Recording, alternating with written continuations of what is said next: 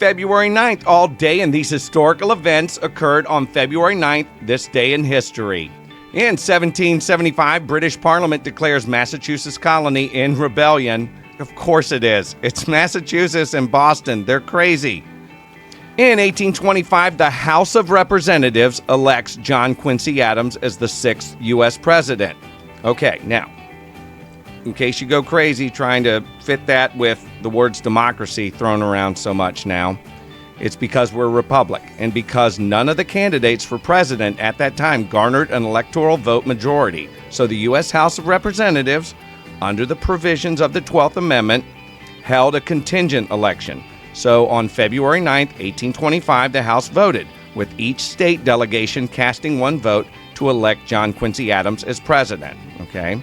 So stop saying threat to democracy, our democracy. We're not a democracy.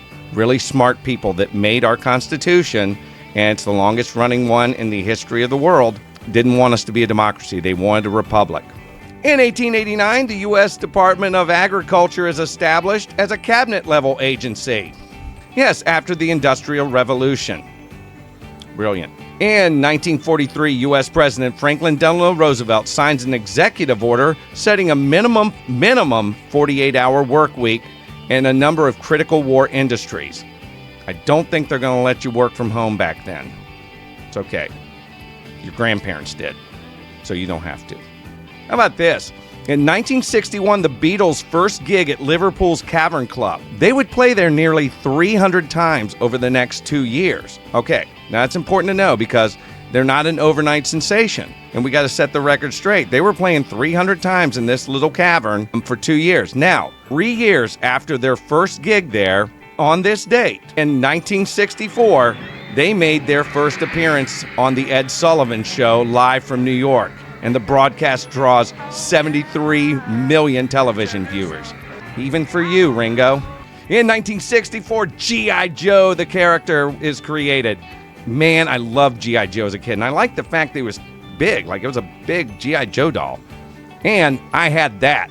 I had the helicopter. In 1969, the first flight of the Boeing 747 jumbo jet. And in 2021, the World Health Organization team investigates the origin of COVID-19 in Wuhan and says it's extremely unlikely that it leaked from a local research lab.